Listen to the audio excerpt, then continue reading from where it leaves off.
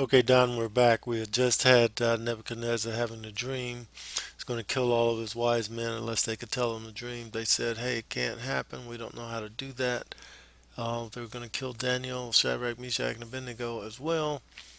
They said, give us a chance. And the Lord revealed to Daniel what the dream was and what the interpretation was. And that's where we were when we left. We were at reading verse 47. Let's go there. The king answered unto Daniel and said, of a truth, let's bring that up a little bit.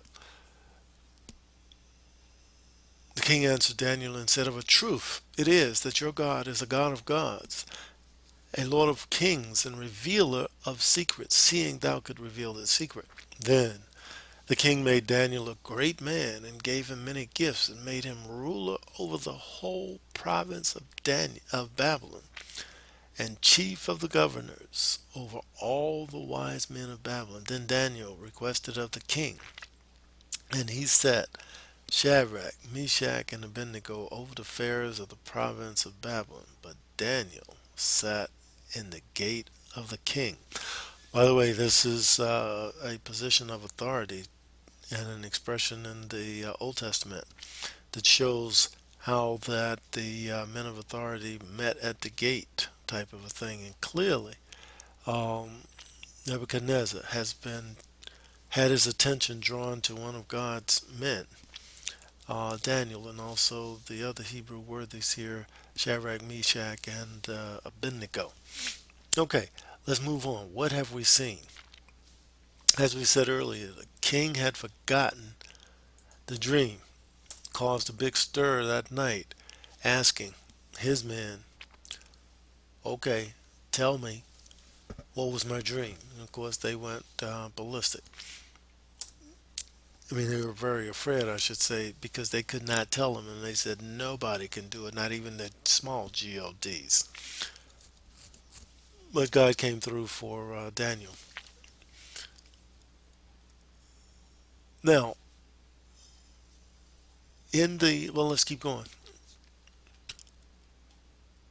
In verse 29 shows that before Nebuchadnezzar fell asleep on the night of his dream, he'd been thinking about, worrying about what was the future of his kingdom and what other things would happen.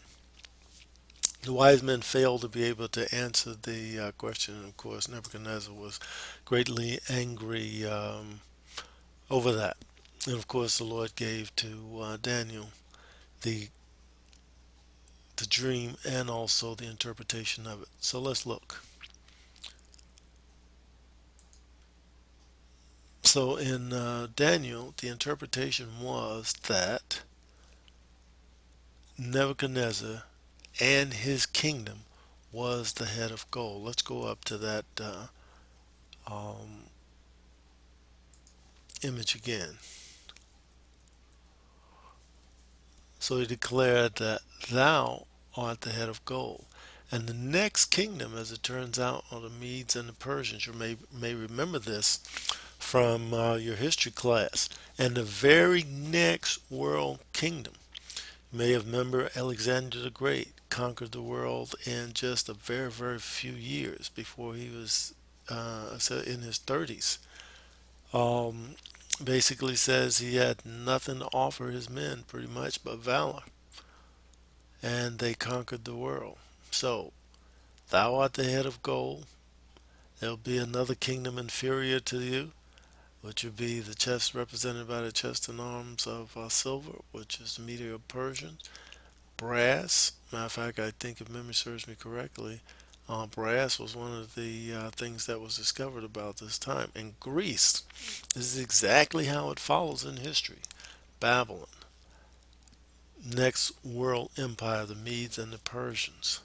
Next world empire, the Greeks. Um, if you remember from your Western civilization, they were called the Hellenistic, and their Hellenistic influence was the Greek influence. You remember the Greeks were the philosophers, scientists, and so forth. The Greeks had a tremendous impact, and even today, some of the Greek thinking and philosophers, the Platos, the Aristotles of the world, still some of their thinking is prevalent. And then Greece was overturned by the Roman Empire. And uh, the thing called Pax Romana was almost 500 years. So those are the kingdoms. The head of gold represented Babylon, chest and arms of silver represented Medo-Persia. Brass, which was belly and thighs of brass, was represented Greece. And the kingdom that followed Greece, go back to our history books, was Rome. Rome ruled for a nice long time on into the um, hundreds to 300s AD. And then there was the divided kingdom. Those are the kingdoms that came up after Rome, the Roman Empire fell.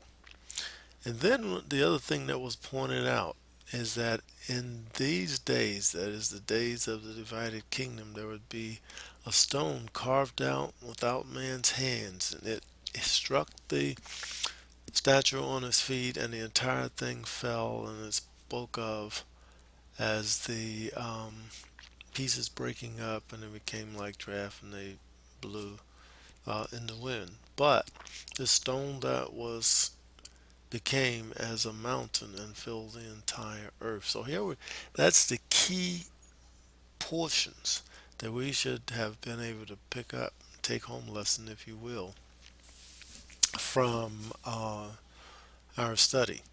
So Daniel chapter 2, Nebuchadnezzar had the dream.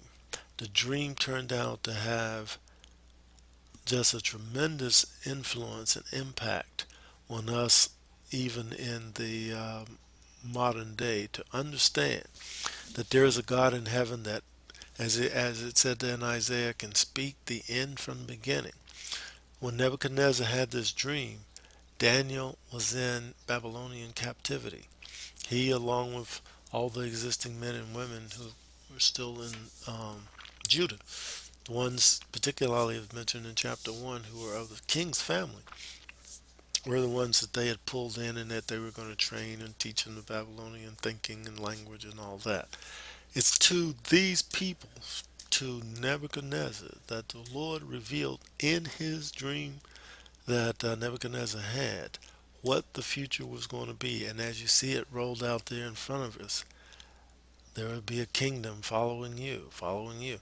So if we count them, Babylon, kingdom one; two, Medes and Persians; three, Greeks; Rome, four; and then the divided kingdom, just as the Lord had said. Five um, groups are mentioned here. And so that's amazing. And that's exactly what we see when we go to history. And the Lord revealed that to Nebuchadnezzar during the time of, uh, of Daniel's life. Okay, we're going to pause it now.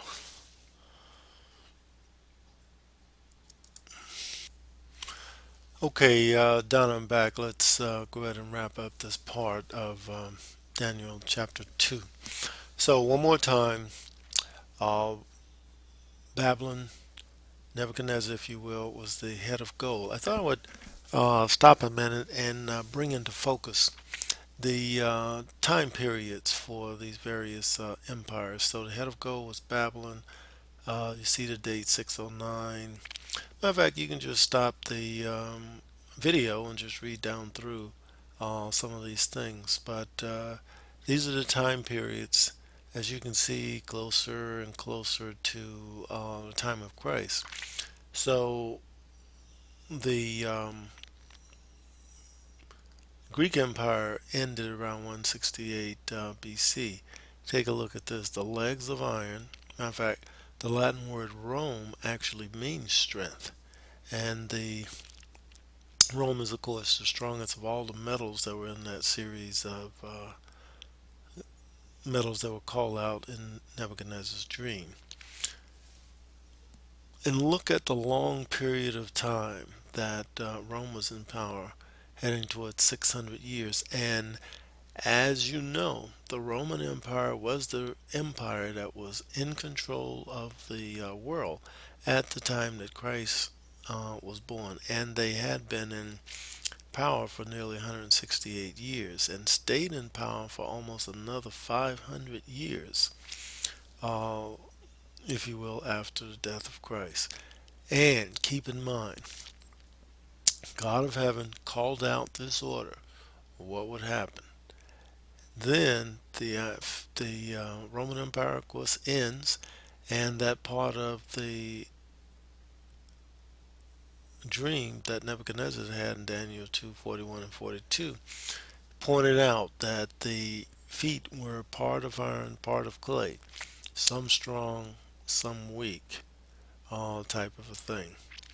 Okay, so this is going to wrap up our study, but I wanted to show you some graphics that you could take a look at just by stopping the video, and you could read down through some of the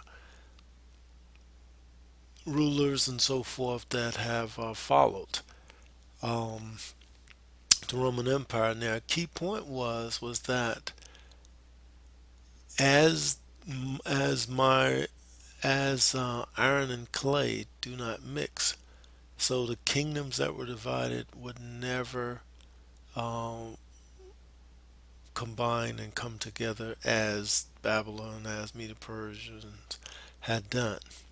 So make sure you take a look at that. With that idea in mind, ask yourself, where was the Roman Empire? Where was the Greek Empire? It was in Europe and Northern Africa. So take a look at some of the things that you know that have happened since the Roman Empire fell.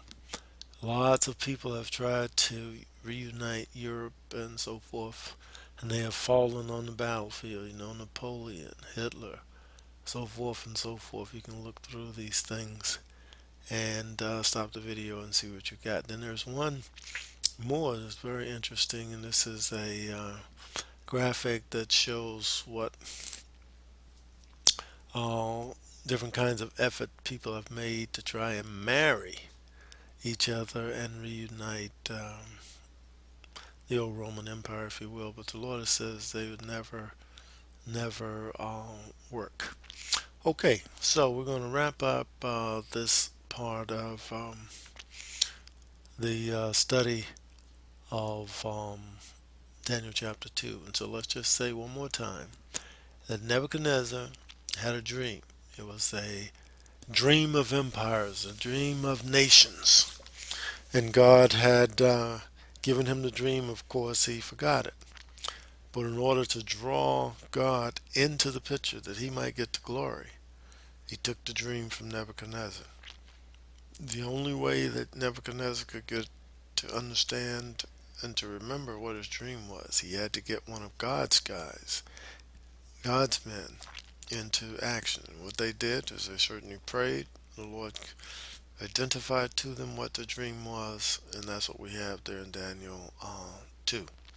So, Daniel 2 opens up to us a panoramic view through the dream of Nebuchadnezzar, those things that were to come to pass.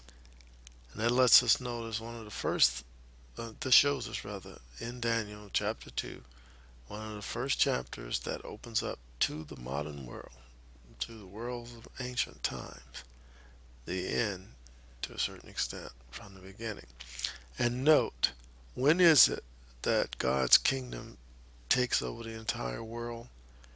That is after Christ's second coming. Remember, we studied about that. And if you think about Revelation chapter 20, when we went through it, you remember that the wicked and when they had that second resurrection, that they tried to take the city, and fire came down from God out of heaven and destroyed them. And then new earth was created, and all that kind of a thing. So we had a panoramic view.